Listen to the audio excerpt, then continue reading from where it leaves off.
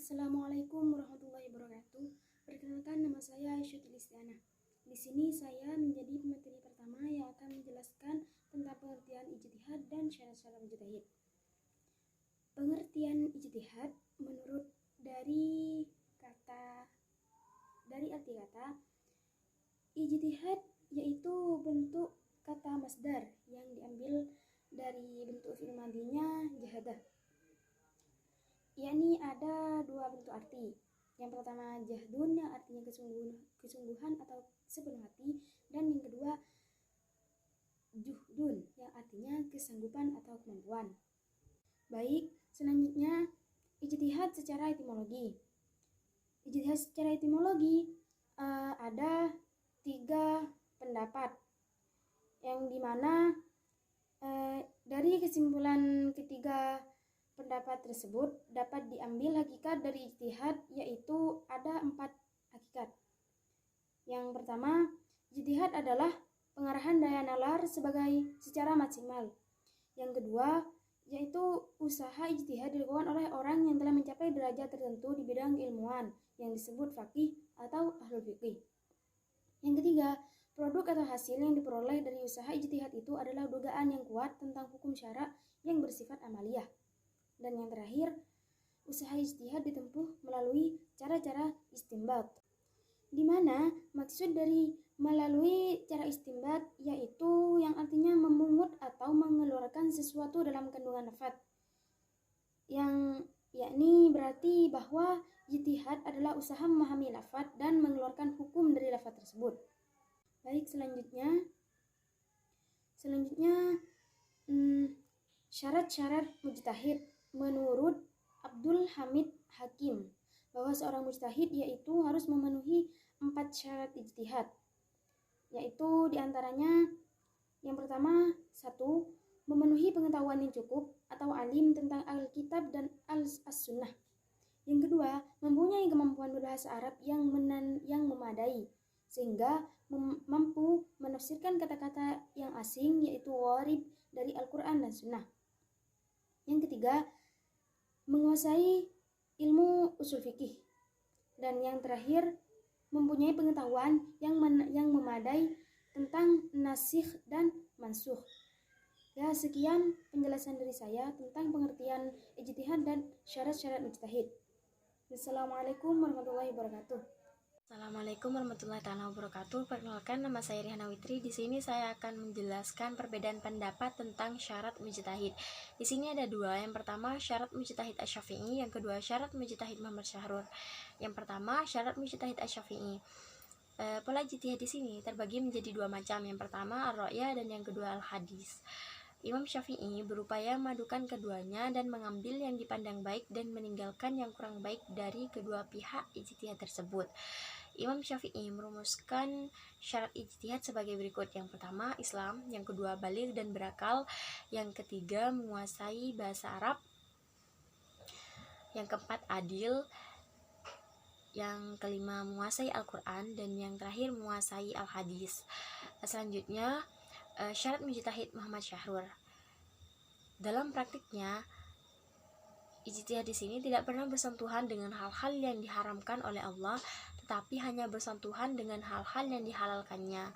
Yang diharamkan oleh Allah sudah jelas, misalnya syirik kepada Allah, durhaka kepada orang tua, membunuh, dan sebagainya. Selanjutnya, tingkatan-tingkatan mujtahid. Di sini ada 4. Yang pertama, mujtahid mutlak mustaqil. Yang kedua, mujtahid muntasib. Yang ketiga, mujtahid fi al-madhab. Dan yang terakhir, mujtahid muraji. Yang pertama, mujtahid mutlak mustaqil di sini yaitu seorang mujtahid yang membangun teori dan istinbat sendiri tanpa bersandar kepada kaidah istinbat pihak lain. Yang kedua, mujtahid muntasib yaitu mujtahid yang melakukan ijtihad dengan menggunakan kaidah istinbat tokoh mazhab yang diikutinya, meskipun dalam masalah-masalah furu' ia berbeda pendapat dengan imam yang diikutinya.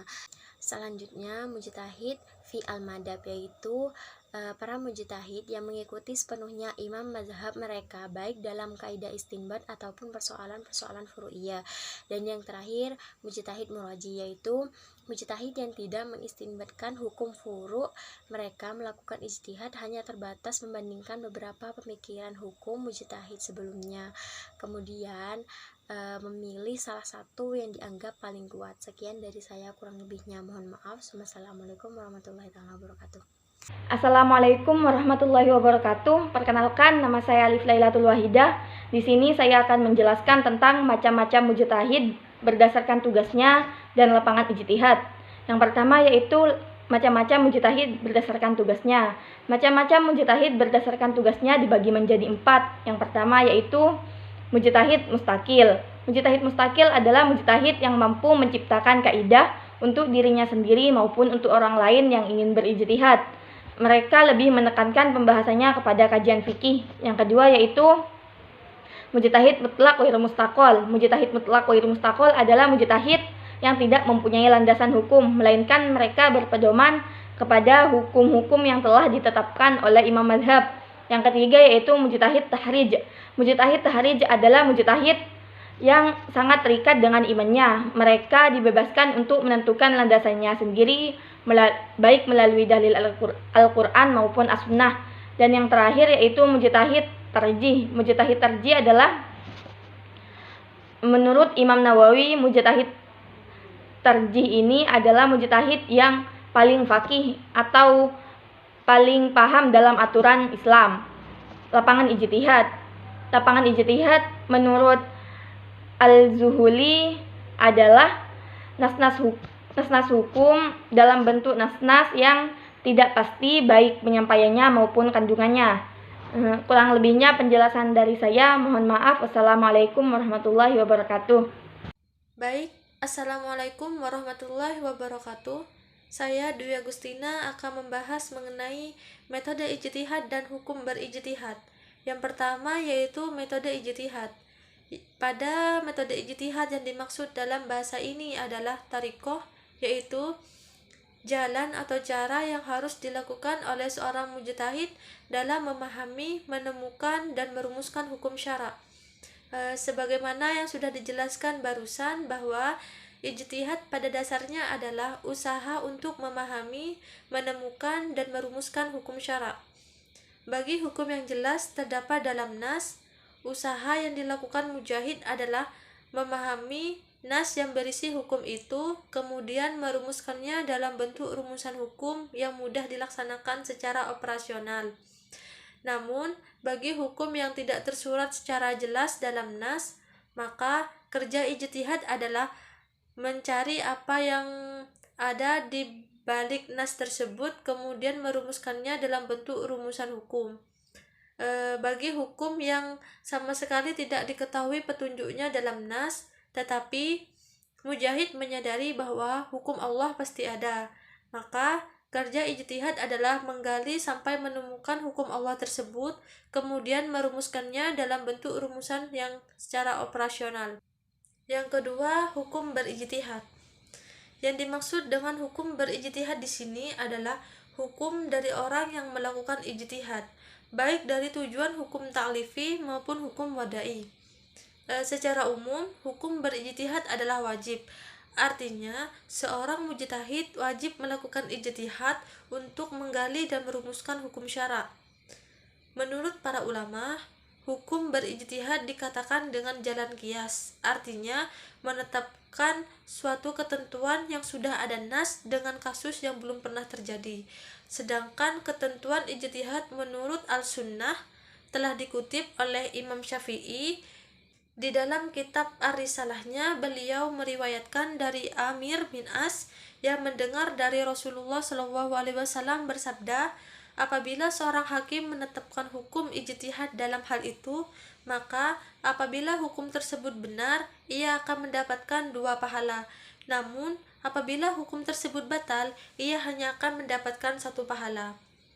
Sedangkan menurut Syekh Muhammad Quldari, hukum berijtihad terdapat 3 kelompok.